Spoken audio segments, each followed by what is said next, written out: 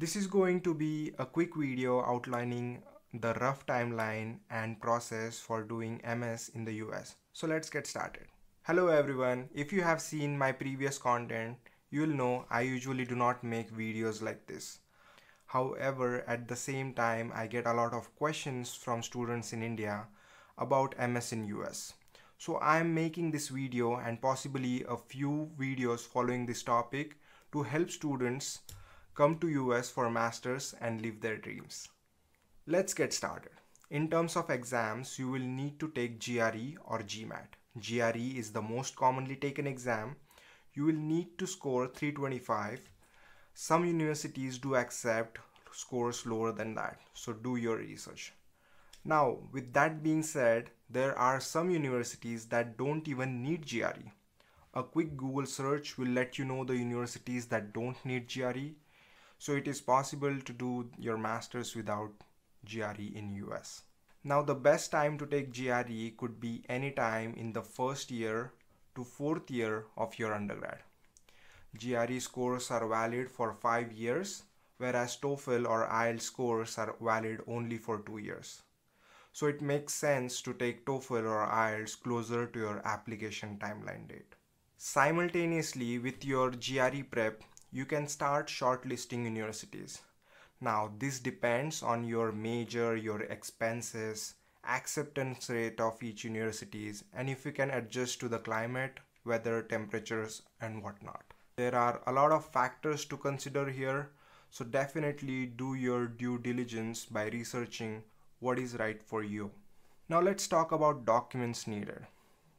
Passport is the first thing that you should have. If you have passport, great, but please do check its expiry. If it is expiring soon, getting it renewed is a good idea at this point. You'll need university documents such as mark lists, transcripts, degree or provisional degree certificates, letters of recommendations. Get these letters of recommendations from professors you are familiar with. You'll be required to write a SOP, which stands for Statement of Purpose, which essentially is a letter of intent and describes you, your goals, and your intentions to the admission committee. You'll also need proof of funding. This could be an educational loan letters or bank statements or combination of both.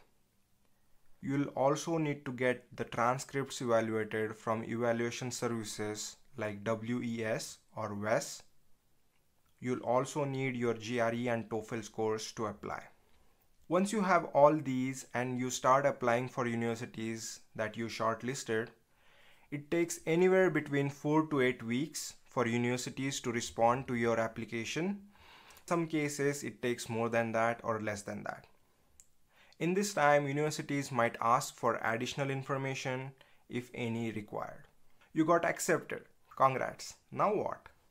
Universities will ask for proof of funds, which is usually a bank statement showing 1 year worth of living and tuition expenses, or educational loan for the same amount, or combination of both.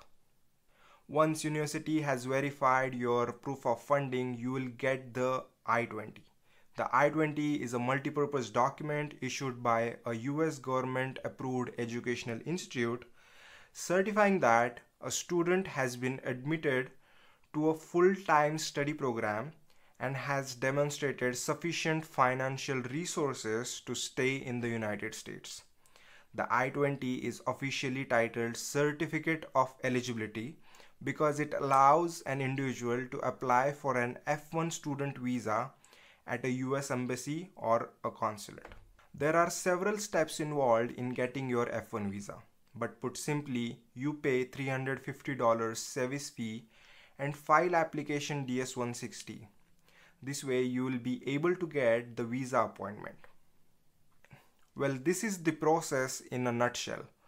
I plan to make more detailed videos about certain steps, so stay tuned for that.